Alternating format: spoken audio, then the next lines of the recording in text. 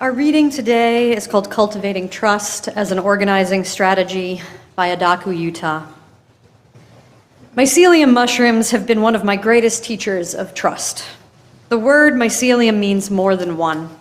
The mycelium organism is a dynamic root system of mushrooms that utilizes trust as a mechanism to build and sustain a vast, reciprocal underground network that connects the roots of trees and plants and skillfully shares nutrients and resources to support the health of the entire ecosystem with which it moves.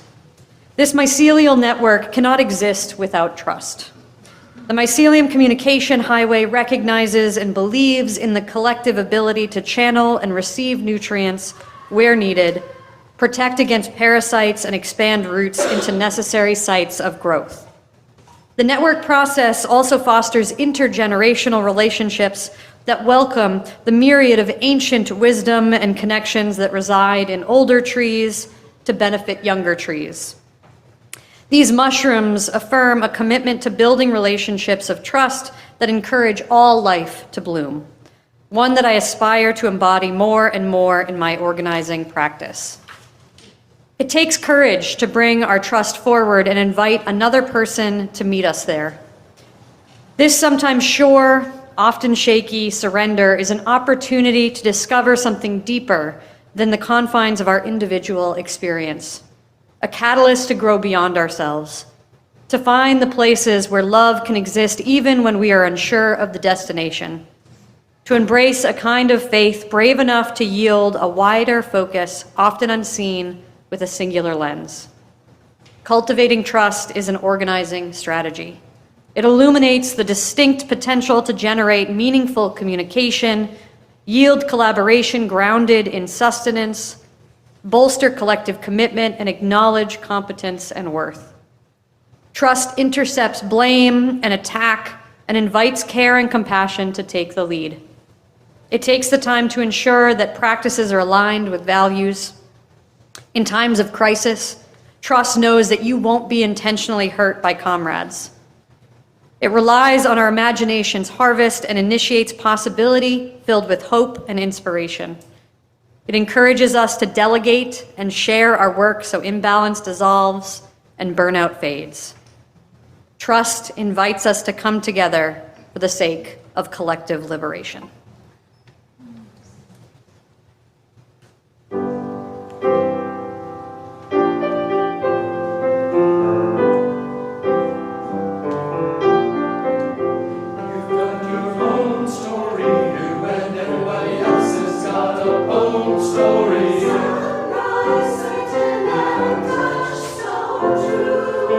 Homegrown story that you've known ever since you could say the words are us.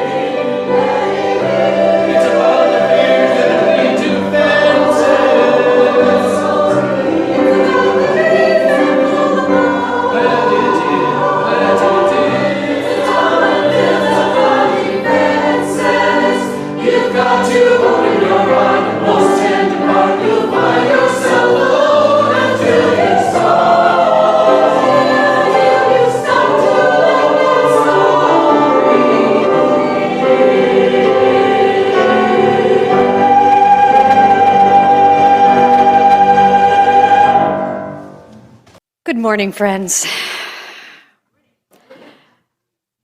I am so honored to be here with you all on this chilly post-inauguration Sunday.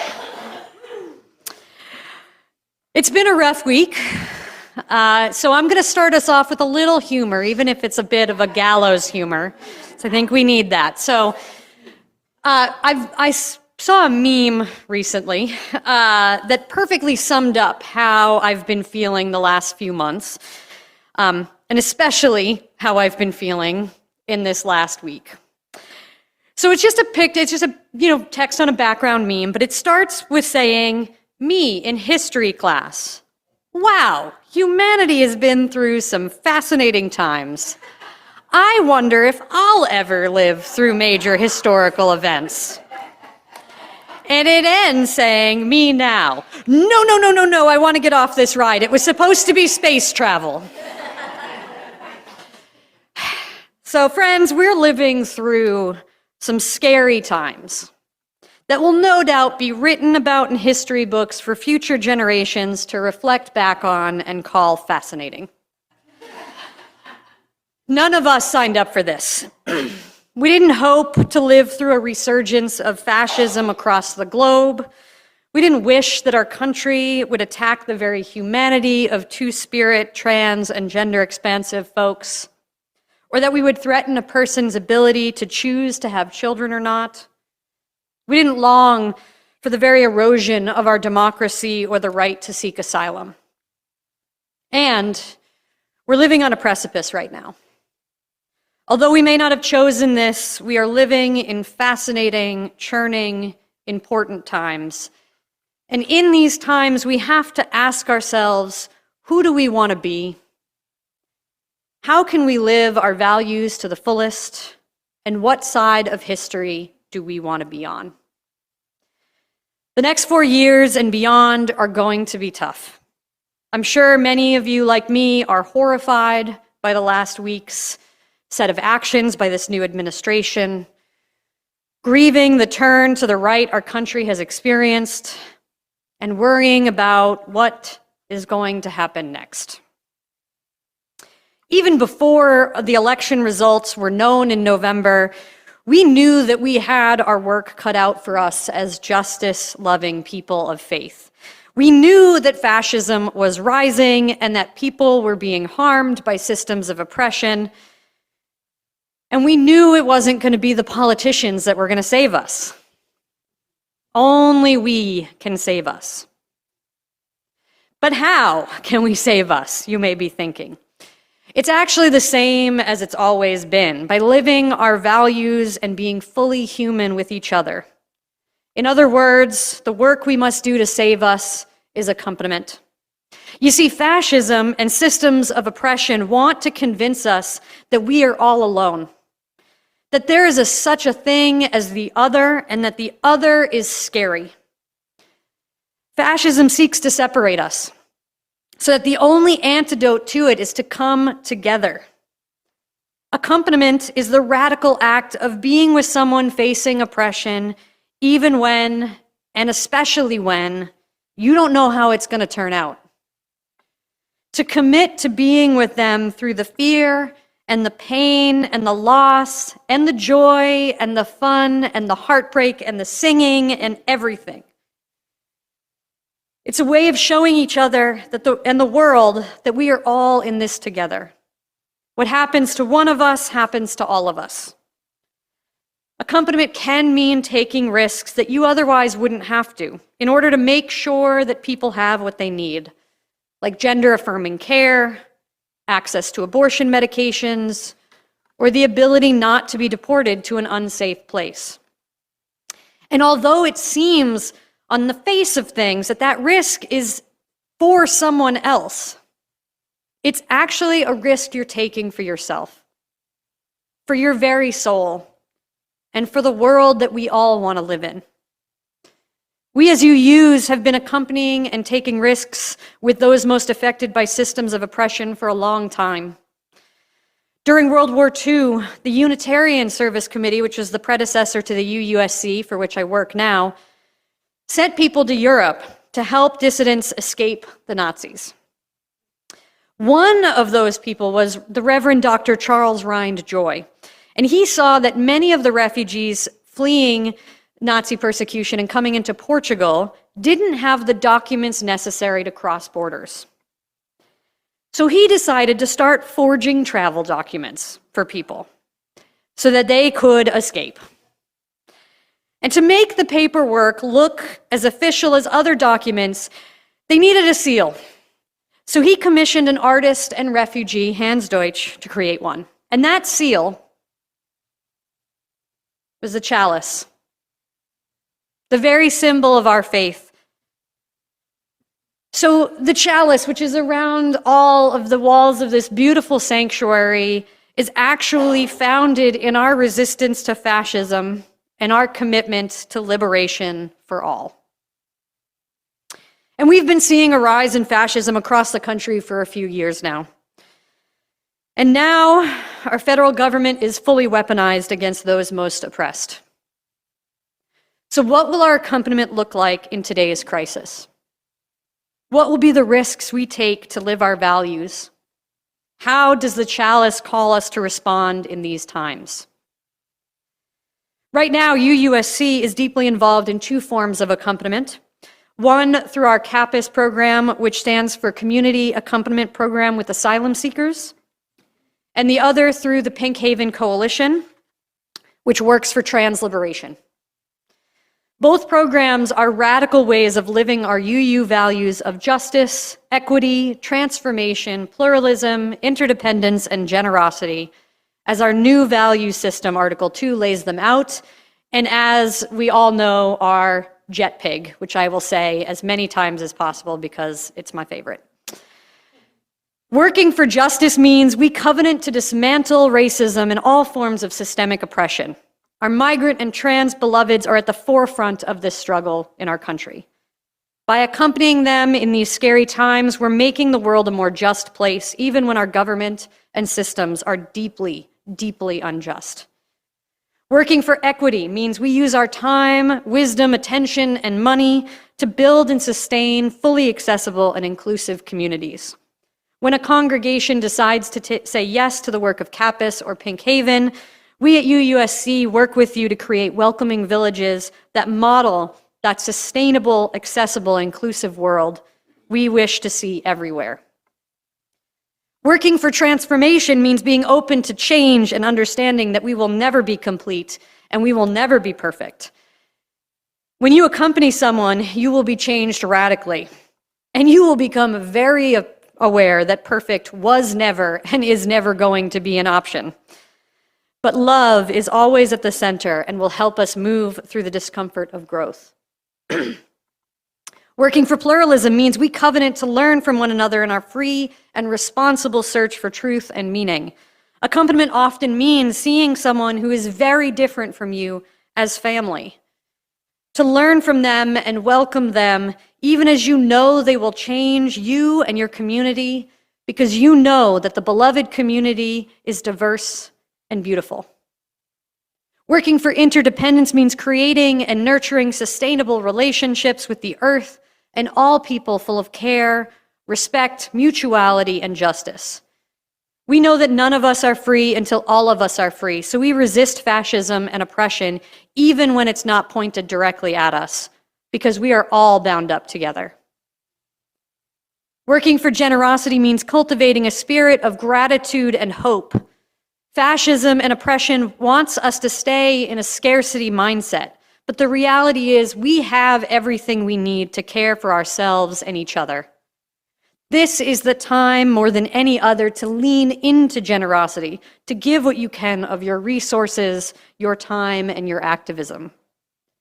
As the newest iteration of our values that we've held dear for generations and that continue to evolve and grow through our living tradition, Article 2 also grounds us in the truth that at the center of all we do, of all those values, of all our actions, we must put love.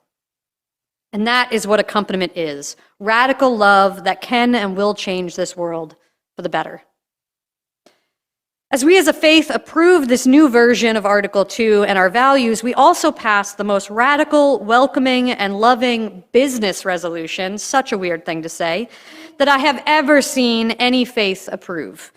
We stated unequivocally that embracing transgender, non-binary, intersex, and gender-diverse people is a fundamental expression of UU values.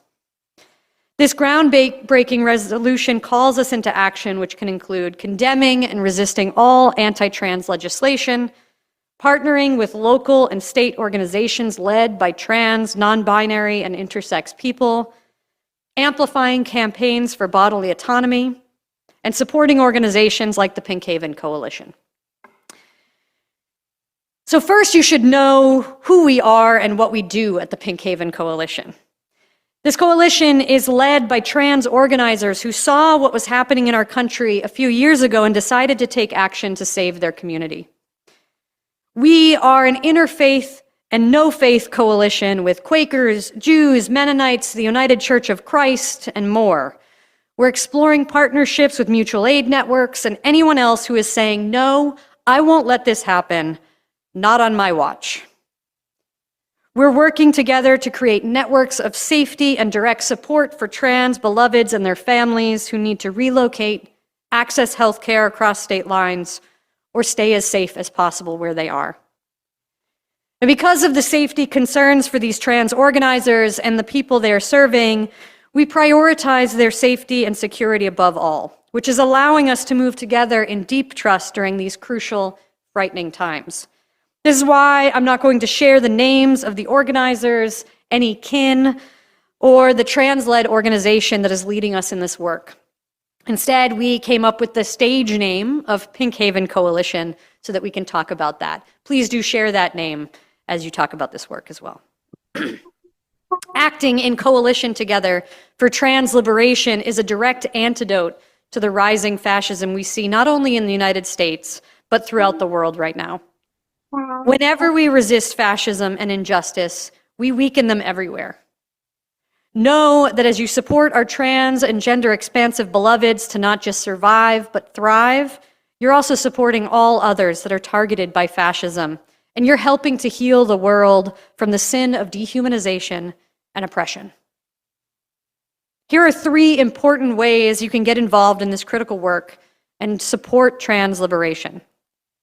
First, get involved as a volunteer.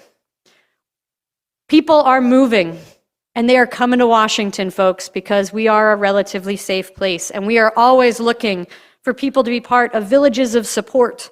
We need hosts to offer space in their homes, and we need volunteers to provide support in navigating government programs, accessing healthcare, finding employment, and establishing social connections. By joining forces, we can provide a safer exodus and a welcoming community for those settling in our area. The second thing you can do is make a gift. These efforts to support our trans beloveds require financial resources. Your contributions will help us address the practical needs of those seeking sanctuary, respond to their immediate needs, and set them up for success in their new lives. The First Parish in Malden, Massachusetts, has generally offered to act as a fiscal sponsor for this work. Please know that all donations in their entirety are moving directly into the hands of trans-led organizers and being used to support trans and non-binary people in accessing the resources and support they need to survive and thrive. If you'd like to give, you can visit www.pinkhaven.org and click donate. Third, skill up. We are all in different places on our justice journeys. Some of us here are trans or gender expansive, and this is your lived reality. Others of us may be new to the wonderful world that awaits beyond the gender binary. For those of us who may not fully understand all the terms and complexities of gender and maybe worry about not knowing what to say or saying the wrong thing, you will say the wrong thing. We all will. I urge you to lean into your discomfort and support these individuals anyway. Know that you will say the wrong thing, you will make a mistake, hear it when you do, and make a different mistake next time. Explore resources that increase your competency in this area. Reach out to me if you need some ideas. Pretty much nothing would make me happier. So one important skill that we can all use in these times, whether we're focused on trans liberation, migrant justice, bodily autonomy, climate justice, any of the myriad ways that we get towards the beloved community, is keeping the vision of the world we want front and center. So as we move towards it, we can move towards it with love, even as things get hard. So I'm going to invite you into a brief visioning practice as I close out my message. I ask that you settle your body into a comfortable position. Maybe that means grounding your feet to the floor like the roots of a great oak tree. Maybe that means relaxing your head and letting your chin dip a bit down so your head is closer to your heart. Maybe it means something else. If you're comfortable doing so, close your eyes or soften your gaze. Take a deep breath in. And as you release your breath, notice your muscles. Are they clenched from worry? As you keep breathing, notice where the news that you've read this week has lodged in your body. Take another deep breath in, and as you release, try to unclench those muscles and release a little bit. Keep breathing.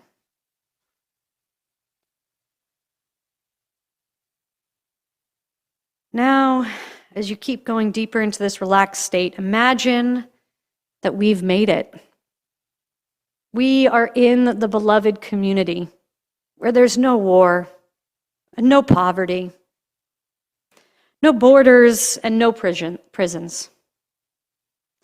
Justice, equity, transformation, pluralism, interdependence, and generosity are rampant, and love has suffused the world. Bring yourself into that future time when we have arrived and we are together. Notice all your senses that are being activated. They may be different for each of us. What do you see in your mind's eye? Does a sound come to you? Maybe there's a smell you're reminded of, or a taste. How does your body feel? Who's there with you? What are we doing together? Take a deep breath in as you continue to notice.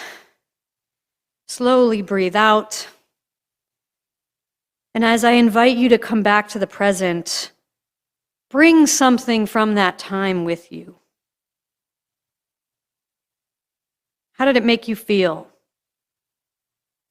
A sound, a vision, a touchstone to keep with you. My colleague and friend Angela Kelly taught me that practice many years ago, and it's had a profound impact on not just my mental health and my ability to stay in this work for the long haul, but also on how I do the work. I'm sure you know as well as I do that it's a lot easier being the person you want to be in this world when you're filled up with peace and possibility and hope rather than frustration and fear. And you see, when I imagine the beloved community, what I experience is a true community meal. Food plays a large part in my life. I love to feed people, I love to try new foods, and I love to connect with people over meals. This is a general trait in my family. We often return from vacations and spend the first hour of describing said vacation just talking about the food we ate. As I'm brought back to that place, that meal, when I do this practice, I know that the food we're sharing tastes like the joy of knowing that no one is hungry. That the laughter I hear sounds like true liberation, a type of laughter that can only be heard when no one is behind bars. And that the people I'm with feel like home because I know everyone else in the world has shelter. That is what I'm working towards. And just talking about it with you fills me with a sense of peace. I miss that world, even though I've never physically been there. So when I'm struggling with all the injustices in the world and feeling overwhelmed and like I have to respond to all of them or feeling like nothing I do will ever make a difference, I go back to that place. I let it wash over me and I ask myself, what will get me closer to that world? How am I different when I am in that place? And how can I start living that way in the here and now? What is my work to do?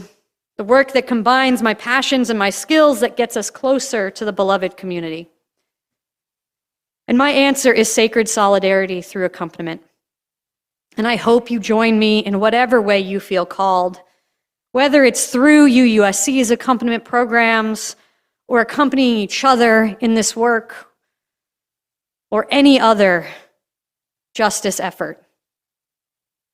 We are all in this together. And we need to keep our eye on the prize towards what we are building. Amen. Ashe.